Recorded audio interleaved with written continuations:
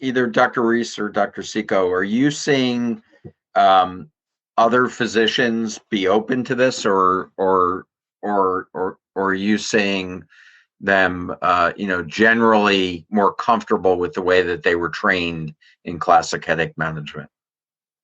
I can speak just from from at Walter Reed. I think the physicians generally are open. I think the fact that we don't have a lot of the insurance barriers, Yeah. plays a big role where we're not working about prior authorizations and such. And I think generally most of the physicians treating the active duty population are trying to do any and everything possible that's out there to treat our patients, efficaciously and with good clinical evidence.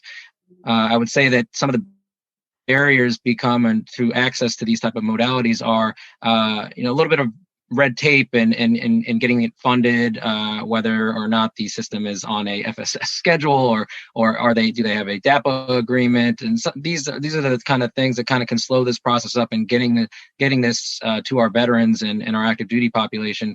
Once it's there and once they have that access, I think generally most are open to trying something, particularly that's minimally invasive and has very low side effect profile with good clinical evidence. I don't see why, and we have at least 12 fellowship trained pain providers in that facility that are all open to trying and aggressively trying to treat headaches. We work very closely with our neurology colleagues and behavioral health departments, and particularly under that NICO umbrella. All right, great. Well, Dr. Reese mentioned that even in the Department of Defense, I thought you were going to get flooded with applications when you said you don't have to worry about the insurance companies. But you very candidly said you still have your own form of bureaucracy and red tape and barriers.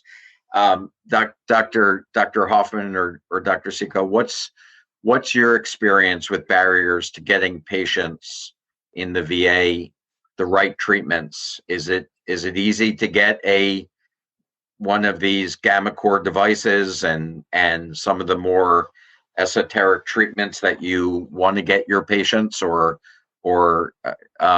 is it pretty easy? Have you worked things out?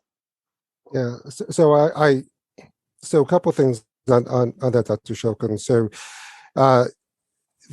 my experience has been that there's some upfront time that has to be spent sort of working with the team that eventually will help you order the device. So, for example, and as you know, sort of when I'm at the EHR and I want to order medication, I put it in, I sign it, and it's done. And I never have to worry about creating an order set to get everything all set.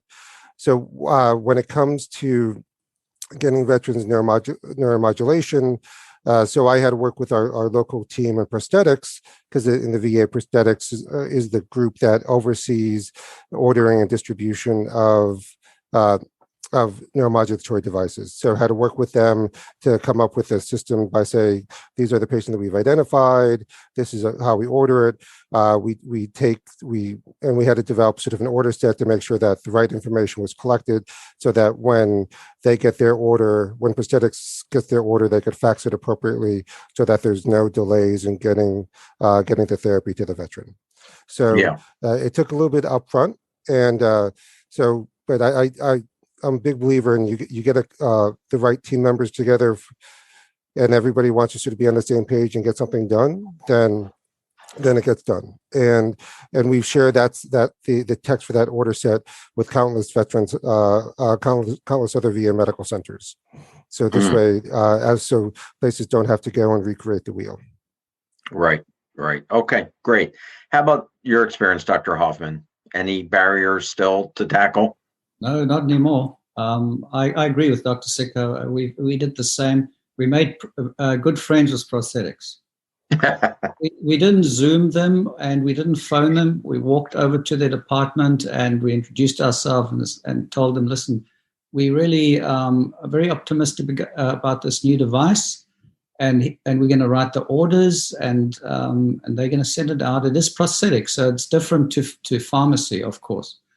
And it's worked exceptionally well. I've even had people in our prosthetics department overnighted to patients that insisted they needed it right away. And they're very happy to do it. And I think they're getting good feedback from the patients, because we reorder these devices all the time. and they tell prosthetics, yeah, this works. We're happy with it. And so prosthetics then plays a part in the treatment of the veteran, and it's generally good news, and I think it all works pretty well. But yes, you do have to make friends face-to-face with them first. Well, that's good to hear. Some people who haven't worked in the VA system are probably wondering, what are you talking about? The government budgets by these areas, and anything that is a device is actually in the prosthetics budget. So, and now all the electronic devices like apps and things like that are in there too. So the prosthetics department has to figure out how they can handle all of this. And it sounds like they've been really good partners with you. But as Dr. Seco said, it's really worth taking the time up front to talk to them as colleagues and explain why you're doing this, which of course is on behalf of the veteran. And I'm glad that's working out for you. So we sort of took that theme about working locally within the VA medical centers, and we've worked nationally with our friends in prosthetics. So now there's national sort of recommendations on how to order the neuromodulatory devices. And so the recommendations that we've come up with are now sort of nationally available to anyone in the Veterans Health Administration. And that's really great. There are a couple very specific questions that really any of you can answer. Do you treat with neuromodulation as first line therapy? I would say not. It shouldn't be. Well, not that it shouldn't be. Particularly when we're looking at minimally invasive neuromodulation, such as something like a